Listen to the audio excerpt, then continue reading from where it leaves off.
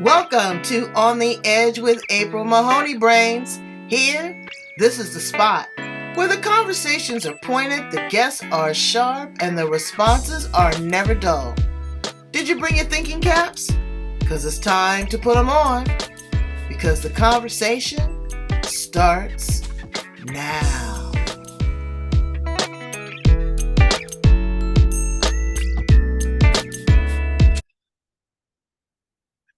Welcome to On the Edge with April Mahoney Brains in your face. This is the place where the conversation is pointed, the guests are sharp, and the responses are never dull. And today we have Mickey Mikeworth. And what she told me is that there's nobody else on the planet with that name. And I believe her. Mickey is an intense math geek, is what she says, with a contagious laugh, with a no-nonsense style that meets everyone where they are. With humor and heart, Mickey has brought her innovative outlook on prosperity and poverty to tens of thousands of people through speaking, teaching, advising, consulting, and in the trenches. Business experience is what she is all about. This woman has a story, okay? She got a testimony, and we're going to talk about it. Plus, she got a new puppy. We're going to talk to her about the puppy, too. So let's welcome her to On the Edge, Mickey Mikeworth. How are you, beautiful? I'm good. And thanks for having me. You've got a lot going on, too. I got a lot going on, but you know what? Between the two of us, we could probably take over the planet. What you think? That's true. Tell my brains how you show up in the world, a little bit about you, and you're gonna make us smile and laugh the whole time because you just have that infectious characteristic about you. But tell my brains a little bit about you. Well, I'm a business advisor. I mean, that's what I do for a living. But what I am is I'm a math geek. That's really why people like to hang out with me. Is that the story I think most people want to hear is that I'm a welfare to work mom. So how do you go from being on welfare to being the top woman in finance? And that is that you learn how to do math. And you learn how to do math in every way you possibly can. So I have a financial planning business, and now all I do is business. And the next thing that we're building is the $1 Million Smile Club. Well, what is a $1 Million Smile? Are you working with an orthodontist and a dentist? Well, I've done a lot of community work. I've done a lot of, I am a community leader. So we've done a lot of social change activities. But so what we're doing now is we've got a process that we can invite people to. So you can always find me on LinkedIn on that. But we're going to take, I got a hunch. I got a hunch. Boy. All right. And I got a hunch, and I've got some practice on kind of changing the dial on generational poverty. So we're going to take in 12 stories and work with them and teach them how to be entrepreneurs that make six-figure incomes. So that group, so by teaching them how to make six figures, they'll create $1 million amongst them as a group into their families and their communities. And that's a big change. $1 million is a big change. Well, yeah, it is, and I get what you're saying, but now people want to be billionaires. The $1 million is not what it used to be. I mean, it's slicing and dicing, but for someone that has not had, this is going to be make $100,000. A lot of people really, really would like to make that, would like to consistently make six figures. And as entrepreneurs, that's really possible. Yeah, I know. When I hit my first six figures, girl, I got it printed it out and plastered it on the wall. I was absolutely like, and I did it myself. We're not talking about, corporate. It was really an accomplishment. It was really an accomplishment. So now you say that you are a mother that went from welfare to wealth. Yeah. Fill us in. What happened in the middle there? Well, I put myself through school. That I got pregnant unexpectedly, and then I was blessed with some other kids, and went into private practice when it wasn't easy. That when I started in financial planning, there were only 3%. So I'm an old person that looks like a young person. And there were only 3% of females in my industry. 3.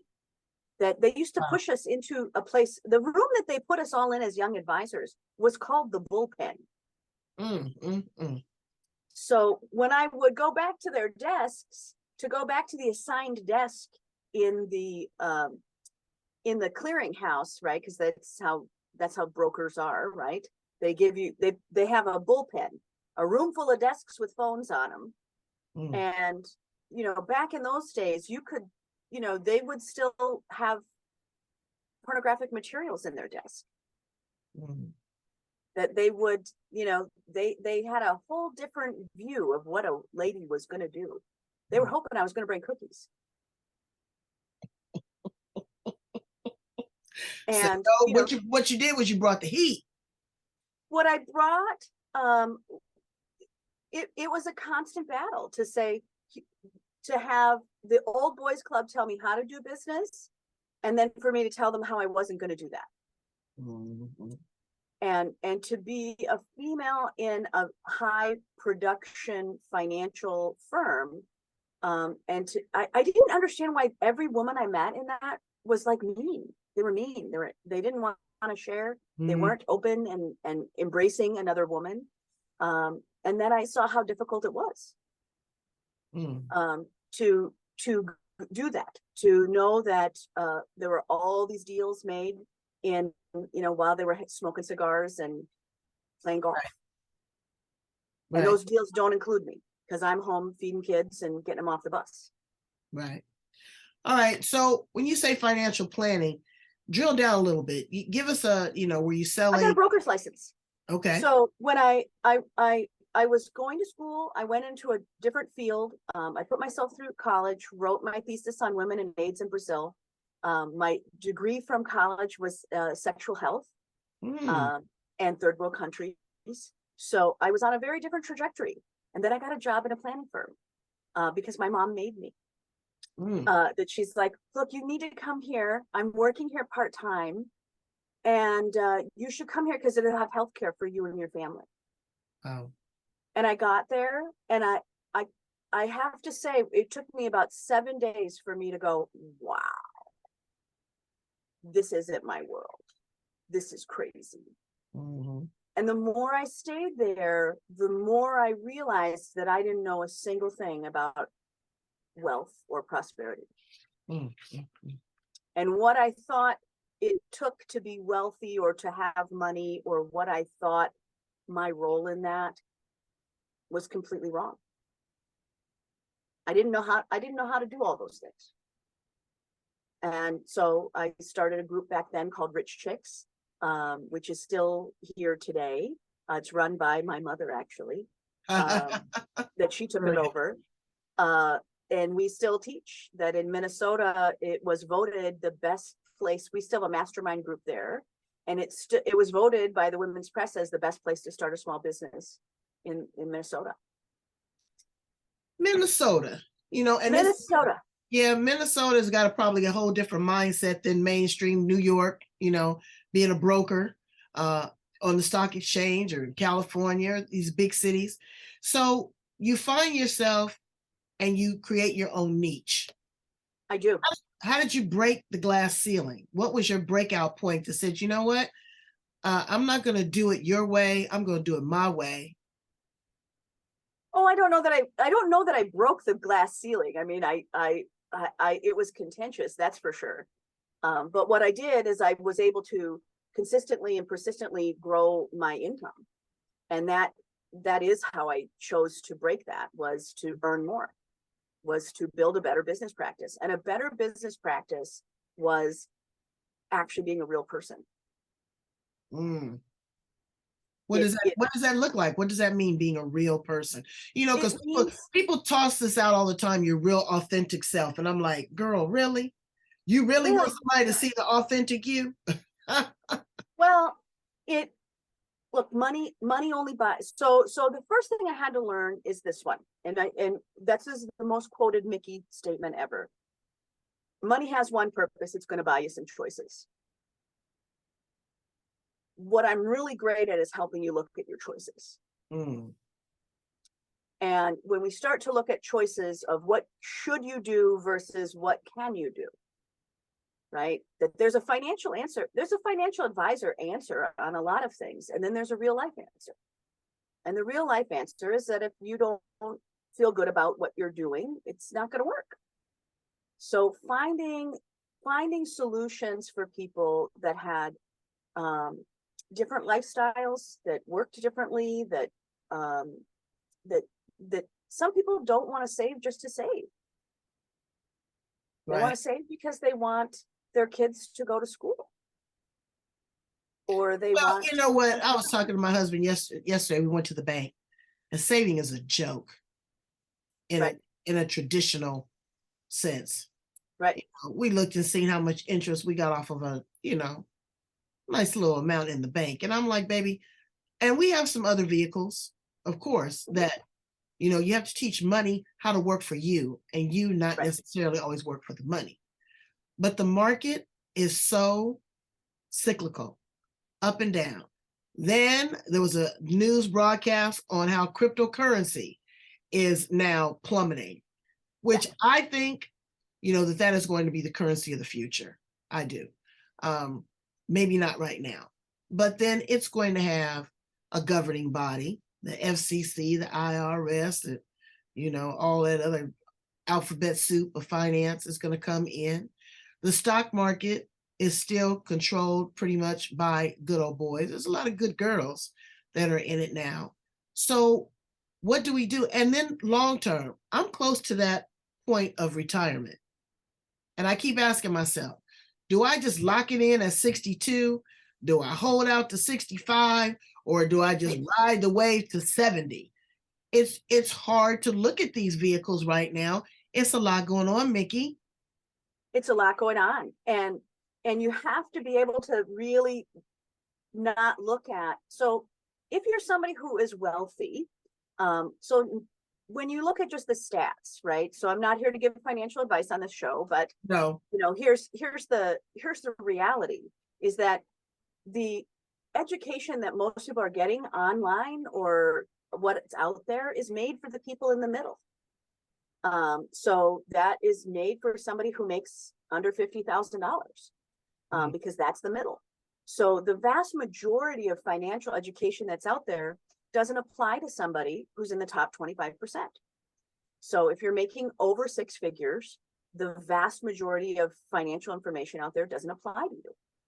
So you have to, no matter where you are, right? Whether or not I was, really, somebody who only made $600 a week, or if I made $6,000 a week, you have to know where you're going. You have to know what you're trying to get to. And the financial vehicles are the ones that make you feel the best. So when you start to look at someone who likes physical things, those people are going to do very well in real estate. If you look at someone who is an art curator, they're going to do much better in art. If you're someone like my Uncle Eddie who deals in diamonds, he's going to know stones. That you go with what you know. We've seen lots of people make lots of money in lots of different ways. So, you have to figure out what is the right answer for you. And the right answer for you are things that you understand. Know what you own what you know. Okay, that makes sense. Know what you own what you know. So if you know cars, let's talk about how you invest in cars. If you know real estate, let's talk about what you're doing to invest in real estate. If you know healthcare, let's talk about how you invest in healthcare. Mm-hmm. So that's the fastest way to make wealth, because you'll understand it. And you'll be able to see something that, a broker can't. A broker is trading on what they know. Right. That's what my father used to always tell me too. Invest in what you know and what makes you happy and you're comfortable, because you'll watch it, you'll monitor it. I love to play the stock market. I like the stock market. I've done some penny stock things. I've had some great IPOs. I remember I worked for Qualcomm when it just went through. Oh, wow. Every company that I've ever worked for, I've always gotten stock options, or I have invested in the 401k. But people have to understand that it is a gamble. Sure. And it's going to go up and down, but you should be in it for the long haul. what do you say to the mother right now that is trying to make a dollar out of 15 cents, and Well, she's what I trying to get her say, rent paid? the first piece, there's three things. There's three things here. One is really know what 15 cents buys. You know, that a lot of people will discount an investment because they don't think it's enough. So know what 15 cents buys. So that everything has a value. Everything has a value. And so know what the value is of what you have, and know it thoroughly. The second part is to really look at, right, how can I make this 2 times better? So when you start to look at it, which is exactly the question you asked at the bank, right? That you went, look, this interest rate, I know that there's something else out here that could make this better. And Yeah. that's when the search, that's when the hunt, that's when the mystery gets to be, never give a woman an unanswered question. Never, because she'll keep looking for that answer, right? And so I'm willing to bet you came home from that bank and started searching out something as simple as a certificate of deposit. Baby, I didn't even wait till I got to the bank. I was looking on my phone. I was like, you know what? I need to diversify. I was Right. pissed. Right. That you won't do it, right? Money buys one thing, it buys you choices. And the more money you save, the more opportunities there are to be a saver, right? And there's lots of other products out there. The highest value products like that are ones that are sold by professionals.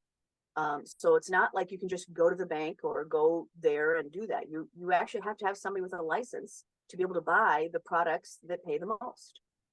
So there's that. Find a relationship. So one is know the value of what you have, right? Two, look at how could it be better, right? That's when you start to look at that and go, let me start to question, what are the other options, right? Start to question. And then three is to really get some help, enlist some other people to solve the equation with you, because you're going to find what is there for you. Right. If more people had a great advisor on any topic, I just happen to be a math geek, right?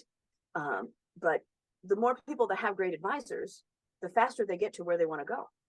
Mm-hmm. Well, math to me is two things. It's a language and it's a puzzle. Yeah. You're going to add, subtract, multiply, and divide in any equation, but understanding the language and understanding how to put the pieces together, where to move it, where to debit, credit, all these kind of things is very important. But understanding, again, the language, having a basic, fundamental understanding of what these people are. I don't just, I never have. I'm not very trusting. Okay, yes, brains, I admit it. I don't come with 100%. I come with about 65, be it financial, be it relationships, be it just meet you, because I need to have some boundaries. That other 35% is the boundaries. I see people turn over investments. You look at that, what was that guy's name? They got all those rich people, all their money. What was his name? Bernie Madoff. Okay. Right, Madoff. Okay, right. Now they trusted him. And I get that. But you also need to be able to trust yourself. Sign your own checks, read your own statements, understand, ask a lot of questions, have more than one person on your team for checks and balances, because you can get tricked up in a situation. Oh, this is, one of a kind deal and da-da-da-da-da-da. And you're ignorant to what's going on. You can lose everything you have as well, too. There's never a once in a lifetime deal. Let's go there. Right. People are gonna sell you that, they're gonna sell you the dog cognac for sure. Well, and there's never a fast way. Anytime somebody tells you that you can, if it sounds really, really too good, it is. Mm-hmm. You're right. And that part is true. That there's never a fast answer. There's never an answer that doesn't involve you. Right. And I really, April, I think you're right on of saying, don't just blindly have faith in someone. and hand over everything that you have. And I do that. That is one of the things that I spent a lot of time with my clients on, is you have to understand, right? Know what you own what you know. And as an advisor, when you said, well, how do I keep it real? It's really letting people make decisions. Let them challenge me. Well, why would I do that? Right. Right. To allow my clients to question why I picked something. Right. To have them have enough knowledge that the language that I speak isn't foreign. Right. If you're listening, and the other thing I have to really give you credit on is really pointing it out like that. It's a language. It's a language. Randomly, the way that I explain it in class, when I teach class, because I teach a lot of them, I teach over 100 classes a year. That my husband, I got married late, and he was 44 years old when he had to learn how to do laundry. Oh gosh. 44. Wow. His mother did it, and then his wives before me did it. And he had 2 teenage girls, so you can't screw up their laundry. Oh no. No. And it's funny that you mentioned that, because my husband is in there doing the laundry now. I love it. Right. I love having someone do laundry, right? And what happened for him is when I had to explain all the different parts of laundry, right? That some things are washed in a certain temperature, right? Some things we all know, don't put red things with white things. Oh. Right. We all know that, if you're gonna, that you don't wash blood in hot water. We all know things that, these are basic things, because we've been doing laundry a long time. And learning the language of finances is a lot like learning how to do laundry. It has a lot of different variables. It has a lot of different ways that you sort it. You had said to me, I have a lot of different vehicles, right? And what that meant was not cars. That meant that you had products that you put in at certain times, right? So, you have a wash cycle, you have a rinse cycle, you have a long-term plan, you have a short-term plan, you have a middle-term plan. So when if you're somebody out there and you don't know a single thing about money, if you learned how to do laundry, you're going to be just fine. Okay. Because it's just the same complication, and you just get better at it. Mm-hmm. You get better at sorting things into piles. You get better at sorting things in piles by not just color, but by fabric, right? By, is this soft? Is this something that's going to break apart? So, you're going to end up with a bunch of lint balls. Lint balls, right? Exactly. We're not going to put, I'm not going to put a silk blouse in with a towel. Right. And understand your relationship with money from the get-go. To me, money is a vehicle of exchange. They used to use flowers. They used to use feathers. They used to use beans. Hell, they still use people. And what you have to do is you have to realize, how much does this intangible, and I call it intangible object, means to you? It's no more significant than any other piece of paper. You have to figure out how much it means to you. Money is only as important as the value that we put upon it. The Chinese invented money hundreds of thousands, well, not hundreds of thousands, but thousands of years ago, as a form of a receipt. Okay, they couldn't bring the cattle, but I will give you this piece of paper. And then when you do bring the cattle, we're able to exchange it. And now it's morphed into something different. People let it control their relationships. They will do anything for it. In 1929, they was jumping out of windows because they didn't have it. People let it have a lot of control. So once upon a time, Mickey, I wrote my money a letter when I was broke, as a joke. And I poured my heart out. And I, really went ham. But the strangest thing happened. I turned over the paper and money wrote me back.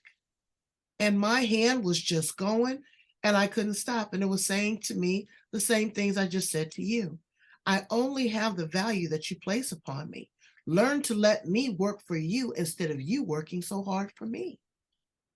But people Yeah. aren't risk takers. They have a relationship where they grew up where they didn't have enough, or they had the philosophy that money grew on trees. But they never really step back and say, you know what? This is what I need long term. This is what I need short term. This is what I'm going to teach my children. Because if I give you a fish you eat today, if I teach you to fish, you will live a lifetime. You'll eat a lifetime. That's not the philosophy right now. People are just churning and burning and they're just so greedy. I just don't understand it. Well, there's a lot there. I mean, there's a lot to that. So let's break up some of the things that I think are really, first of all, that's sage advice, right? That I want to go back to the writing the letter. So one of the assignments that, so one, I want to tell everybody out there, take that assignment that you just gave them, of write money a letter. We teach it, I teach it differently, where I invite people in class as a take-home assignment is to say, if money were walking down the street, what would it look like? If money were walking down the street, what would it look like? And I've saved these stories for years on what people thought. And your subconscious and that writing exercise, even if you just write it a letter, will start to tell you what are your blind spots, right? How do you really think about money? And we all have a lot of interesting things attached to money. But again, that's why I put that piece there. Money only has one purpose. It's going to buy you some choices. And money is one of 10 different forms of capital. So when you look at money as a resource, it's a resource. That's it. You run on another form of capital. That's how people are seeing us today, right? Social capital. Right. So, there's a lot of different kinds of capital, knowledge capital. So when you start to look at money, a lot of people think that money is like the number one resource. No way. No. Sometimes I have found that money has been more of an obstacle. Sometimes I just need access. That's right. To people like you, to your knowledge. You make that connection with Mikeworth, and it's like your reservoir is full. You'll never be broke because you have the knowledge or you have the access. I have friends here in San Diego that have yachts. I don't want a yacht, but I've got access to be able to get on. That's right. And so when you start to look at these resources in your life, that's really what we can also invite everybody to do, is to start looking at what are the resources that are available. Absolutely. There's a class that I teach that I've taught now for 23 years, called How to Dig Yourself Out of Poverty with a Pen and Paper. Wow. And the reason I know it works is because I had to do it. So, how do you just take a pen and paper and start writing down and kind of getting this idea? And that's all you need to do, is to really get a pen and a journal and really start kind of writing it down. What are my resources? What are my resources? I was a single mom, and I had to get a kid off the bus. And so I was trying to work a job and do all this other stuff and, chug in and pick that kid up from the corner bus stop in an inner city that was hostile. So, I really needed a road that got me there fast. There's no money that could buy me that. Well, you know what? Parents don't, a lot of them, not everybody, but a lot of them don't have financial literacy at the top of their agenda. Yeah. How do we incorporate that into generation Y and Z? Because they have a different perspective. I mean, they really don't care about the house with the 2 acres and the big fancy cars. They want to work from a tiny device. They want to be able to work anywhere in the world, have a little tiny house that they can hitch up to the back of a truck. They want clean water. We just saw that with the election cycle, how many young people came out to speak about what's really important to them. Right. What is the conversation that we're having with young people right now about finance? Well, you actually have a lot more finance out there than you think. Unfortunately, what's considered financial education isn't always fiscal responsibility. Mm. So what is financial education can be counted as a lot of things, right? It can be counted as how to do a math equation. It can be counted as, what's the definition of a bank? And what you're really asking for is, how can we give people this piece of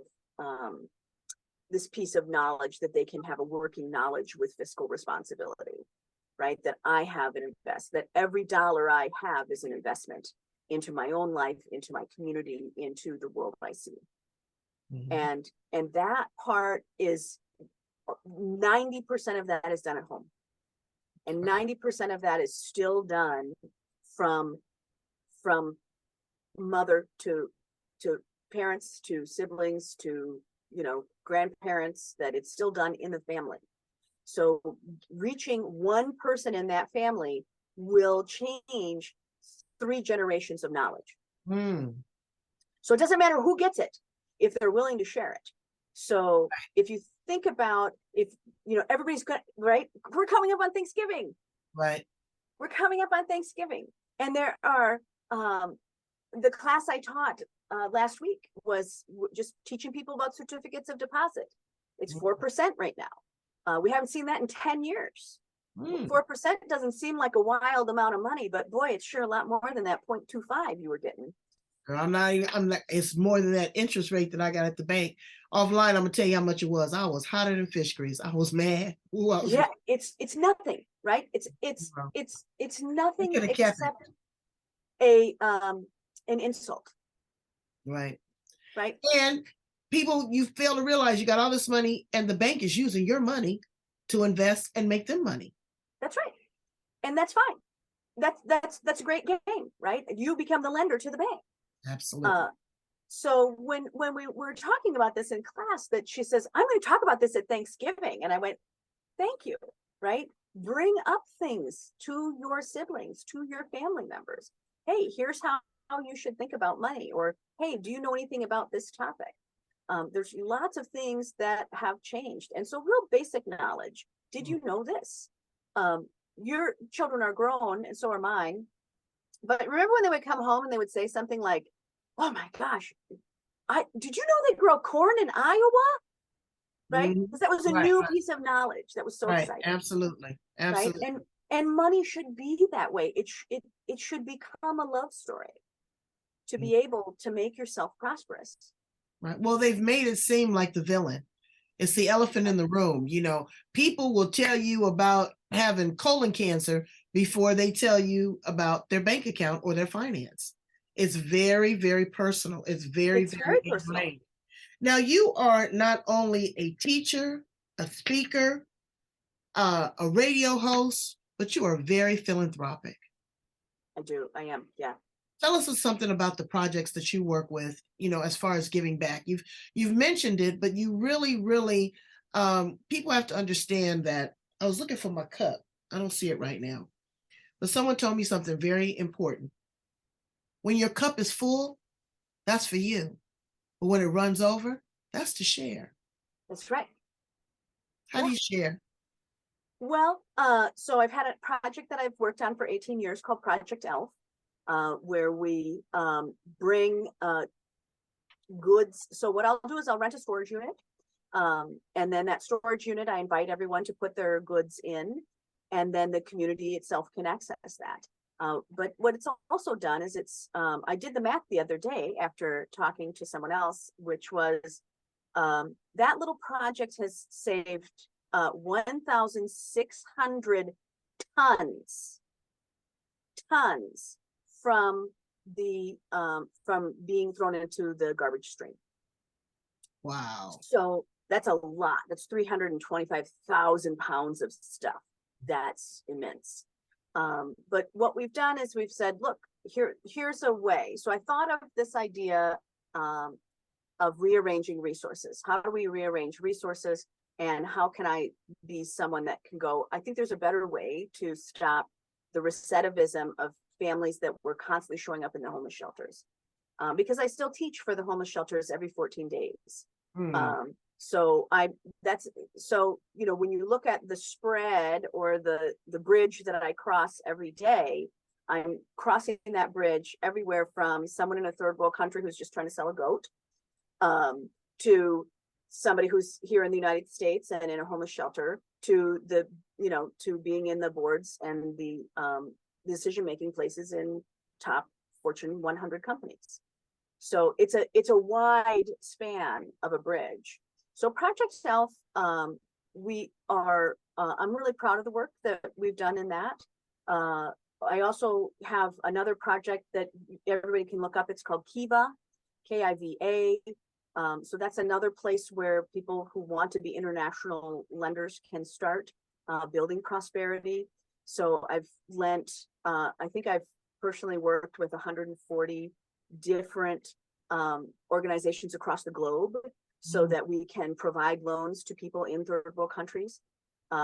So that way you can start being an international lender with just $25. Wow. Just $25. You can start changing someone's life somewhere else. But yeah, so Project Elf is there. I do a lot of community service. I have a new secret project that we can talk about in about another 6 months. Okay. Yeah. Okay. Kind of hiding it right now, but it's delicious. I bet. What does that do for your soul? To work in community? To work into community, to give, to see the fruit of your labor. How does that make you feel? Well, look, you'll hear it from me a lot of times, right? We are blessed to be a blessing. If I were going to have any conversation this week prior, right? We're in the winter. We're coming up into a lot of different holidays. It is that we are blessed to be a blessing. And I take that really seriously. And I also take seriously that everyone has a gift to give. Everyone has a gift to give. You're absolutely right. We are the gift that keeps on giving. Well, sometimes it's grace. Sometimes it's a good word. Sometimes it's a smile. Yeah, it's favor, it's help, it's interest, it's leadership, it's improvement, it's grace, it's you can be useful. And the more that people are useful, the more wealth they will find. Yes, they will. And it'll be in the most unusual ways. Like I said, it's not always dollars and cents. Right. You might be. I found wealth the other day. I connected a woman in Europe that is very prominent in helping people with lupus, and a young man here that is struggling with lupus, and she got him on the register for a kidney there in Europe. Wow, right? And the resources that she is providing him made my heart jump out of my chest. Right. It was about grace, it was about communication, and it was a different type of wealth. His life. But it isn't, right? It is always working, right? Prosperity, we can build the ability, right? Prosperity is what I dedicated my life to. Okay. That's the ability to magnify. So we can come into a business, a country, all those things. How do we build prosperity? The ability to trade, right? We can give people the ability to trade. But when you look at why your heart is full, it is because you are prosperous. You can make every action from a place of knowing. Being prosperous is much harder than just having prosperity. Absolutely. Right? The ability to trade is the tiniest expanse of that word. And that word has been changed and altered and twisted in this era. But if we look back to the earliest words and origin of that word, the origin of that word was to come forward from a state of knowing. And that is why you are prosperous, right? That's why I am prosperous. That's why so many of the people that watch you are prosperous, because they understand what's in their heart. Absolutely. They understand why. Why am I doing this? Why am I giving back to the world? Why am I interested? Why am I willing? Why is it important to be a blessing? That's powerful. Tell us a little bit about your radio show. Well, we have a secret podcast And that secret podcast is really for our students, so that that they can get some of these prosperity lessons on a personal level. They're called the Night Night. It's you have to get our link. So if anybody wants the link, they can just call and we'll give you the link. But they're for other students, so they can. It's almost like having a phone call with me. And they're specific. The secret podcast is for people to listen to at night to get a new lesson, and then they can sleep on it. And they're real things that real students have asked or are struggling with. So it's kind of voyeuristic, because you can kind of hear that I'm talking. It's a real voicemail that I'm giving someone. It's a real answer. But you can kind of hear like somebody else's story, right? You can miss his ear it, right? Where you can kind of go blimp, blimp, what part of that is me? And a lot of times you'll hear someone else's story and find a piece of your own in it. So I think that we have 150 different answers on there, and they're all on really interesting topics around prosperity, because becoming prosperous and knowing yourself is complex. It's complex, but there's a lot of responsibility to that too. People always, I want to find out who my true authentic self is, who I'm meant to be, my purpose. Okay, so now you know. Now you've got to walk in that light. Now you've got to make that light radiate. You've got to create that aura around you that illuminates, and it shines a light like the sun. The sun doesn't just shine its light on one specific place. It shines its light on the entire earth. That's right. So you have a responsibility to do that. In closing, Mickey, Mikeworth, what do you want your legacy to be, Queen? Oh, well, I think that one, I'm not in control of that, right? I'm in control of what I give. If I were going to say, what do I want people to remember from me, is that probably that word: you're blessed to be a blessing. You are blessed to be a blessing. But what do I think I've already done for the world is I've given them permission to really think about the rebellion that is here and to call it. And that rebellion is really to love openly, to receive openly, to be rebellious enough to do the work and be your truth. Well, you are the truth and the light. Yes, you are. Please tell my brains how to get in contact with you. I think LinkedIn is the fastest way. LinkedIn? So LinkedIn. I'm on LinkedIn. I'm the only person. Look, you can just put my name in. Mickey. Everybody wants to sing it. All right, good. And we're going to put your information and your link. It's got a beautiful website. Go in, take a look, listen to the information. Information. People always say information is powerful. It's nothing until it's applied. That's right. Thank you for putting that in there. You know, and so you know, I'm on YouTube. I'm everywhere. Take it in bite-sized pieces. Get the link to the radio show and re-listen to this interview, because there's nuggets of wisdom sprinkled all over everywhere. Thank you so much, Mickey, for being with me and my brains here. I want to connect with you because I want to get to 7 figures. Okay, I'm in. I'm ready to do it. Okay, so I can share it. All right. See you. All right, brains, go in right here. This is the address. Like, love, share, and subscribe. One more time. Like, love, and share, and subscribe. Thank you, Mickey. I'll talk to you again soon, baby. Bye. Bye.